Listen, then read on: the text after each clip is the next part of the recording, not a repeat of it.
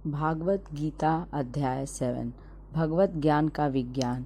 इस अध्याय में 30 श्लोक हैं। इसमें भगवान की अपरा संसार तथा परा जीव या आत्मा प्रकृतियों के बारे में बताया गया है।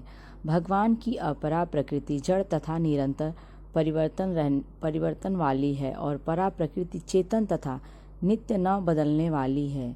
एक भगवान अनेक रूप में प्रकट हुए हैं।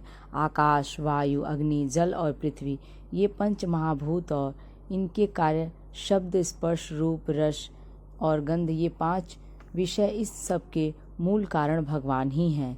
सृष्टि में घटित होने वाली सभी क्रियाओं के भगवान ही एकमात्र स्रोत हैं।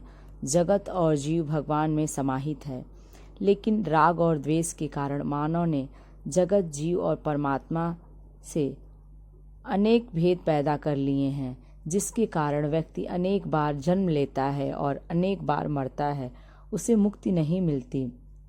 इसी बात को विस्तार से समझाते हुए भगवान कृष्ण अर्जुन से कहते हैं कि हे पार्थ, योग के अभ्यास से तुम्हें मेरे जिस रूप का ज्ञान होगा, उसको जानने के बाद और कुछ जानना बाकी नहीं रहता। प्रकृति में 5 तत्व भूमि, जल, वायु, अग्नि और आकाश, मन, बुद्धि तथा अहंकार 8 अंग हैं। यह प्रकृति जड़ है, परंतु मैं चेतन हूँ।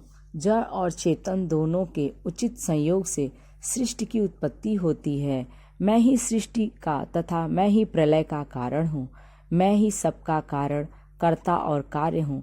जैसे धागे में मोती पिरोकर माला बन जाती है, वैसे ही सारी सृष्टि में मैं ही समाया हूँ तथा सब मुझसे ही जुड़े हैं।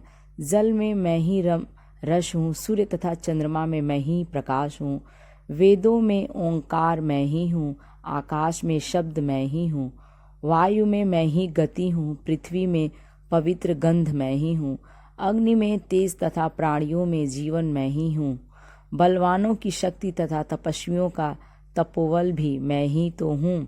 हे पार्थ, सभी प्राणियों की उत्पत्ति तथा अंत भी मैं ही हूँ। सभी जीव मुझसे ही उत्पन्न होते हैं, मुझ में ही पलते हैं तथा मुझ में ही लीन हो जाते हैं। बुद्धिमानों की बुद्धि तथा तेजस्वियों का तेज मैं ही तो हूँ। बलवानों की शक्ति, काम एवं धर्म सब मेरी आज्ञा से ही होते हैं। तीनों गुण सत्व, रज और तम मुझसे उत्पन्न होते हैं, परंतु मैं फिर भी निर्गुण हूँ। न मैं उनमें हूँ और न वे मुझ में हैं। पुण्य कर्म तथा ज्ञान योग से जिनके पाप नष्ट हो जाते हैं, वे ही भक्ति भाव से मेरा ध्यान करते हैं। वे ही मोक्ष के अधिकारी बनते हैं। वे वृद्धावस्था, रोग, जन्म तथा मृत्यु से मुक्ति पाने के लिए मेरी शरण में आते हैं। जो चिंतन, मनन और भजन करके सदा मुझे याद करते हैं, वे मोक्ष पाकर मुझ में ही लीन हो जाते हैं। यदि वीडियो अच्छी लगे तो लाइक करें।